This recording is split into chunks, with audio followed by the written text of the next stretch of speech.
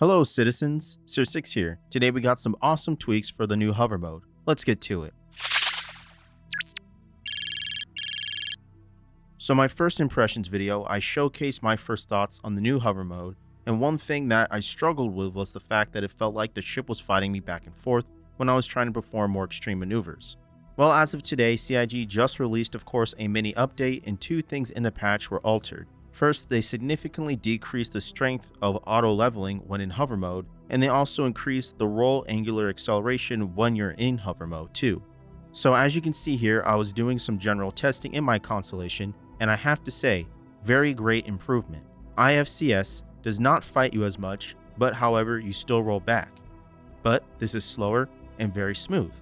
And also, you can put yourself in more extreme pitch angles, and this allows you to pick up more speed when you are in hover mode. This makes me very happy to see these tweaks come out this fast. When I was banking in my cutlass, you can see here I was able to pull circles far more smoothly than the first implementation. And with a deeper dive, I also took a look at the Gladius again, and I can definitely say that ships with dedicated VTOL thrusters seem to have more agility while hovering than a ship that does not have dedicated VTOL thrusters. I was still able to do the same maneuvers that I did in my cutlass, but it just took me a little bit longer and the ship seemed just a tiny bit less responsive in hover mode. But of course, conventional flying with the Gladius is still nimble and fast. I'm still able to do minimal side-to-side strafe thanks to my maneuvering thrusters.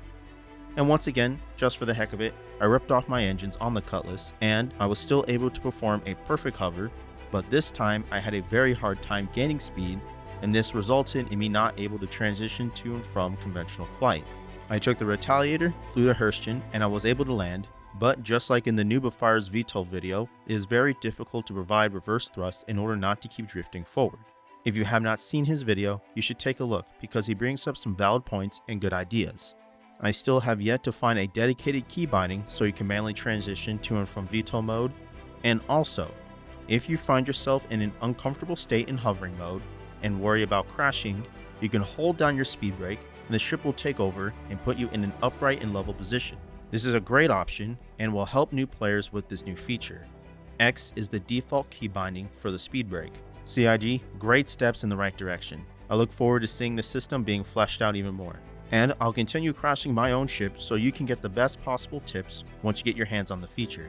And just remember that this is a work in progress, so things can and still will change.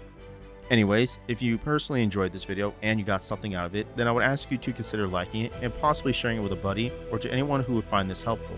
Also, feel free to tell me your thoughts and experiences with the new VTOL feature. And consider subscribing if you enjoy my analytical content overall. But until next time, fellow citizens, I will see you on the flip side.